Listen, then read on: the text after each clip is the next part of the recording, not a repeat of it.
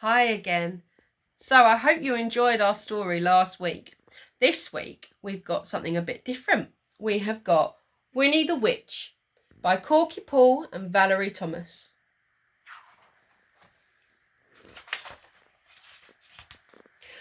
Winnie the Witch lived in a black house in the forest. The house was black on the outside and black on the inside. The carpets were black, the chairs were black, the bed was black, and it had black sheets and black blankets. Even the bath was black. Winnie lived in her black house with a black cat, Wilbur. He was black too, and that is how the trouble began.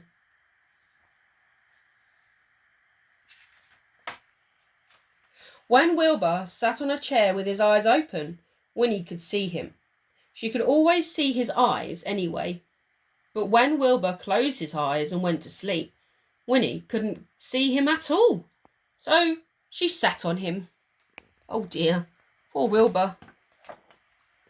When Wilbur sat on the carpet with his eyes open, Winnie could see him. She could see his eyes anyway. When Wilbur closed his eyes and went to sleep, Winnie couldn't see him at all. So she tripped over him. Oh dear. It's not good, is it? One day, after a nasty fall, Winnie decided something had to be done. She picked up her magic wand, waved it once, and abracadabra!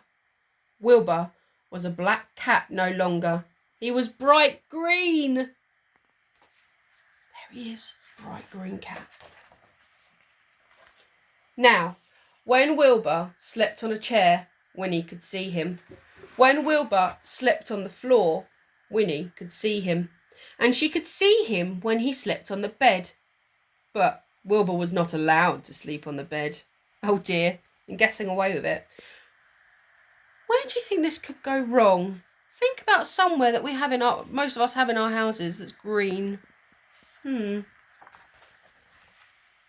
Winnie came hurrying outside, tripped over Wilbur, turned 3 somersaults and fell into a rose bush. When Wilbur sat outside in the grass, Winnie couldn't see him, even when his eyes were wide open. Oh dear, what colour were his eyes? They were green, weren't they? Oh dear. This time, Winnie was furious. She picked up her magic wand, waved it 5 times, and... what do you think's going to happen? Abracadabra! Wilbur had a red head, a yellow body, a pink tail, blue whiskers, and 4 purple legs. But his eyes were still green.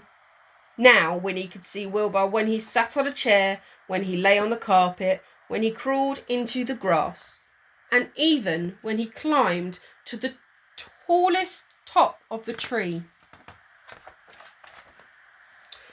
Wilbur climbed to the top of the tallest tree to hide. He looked ridiculous and he knew it.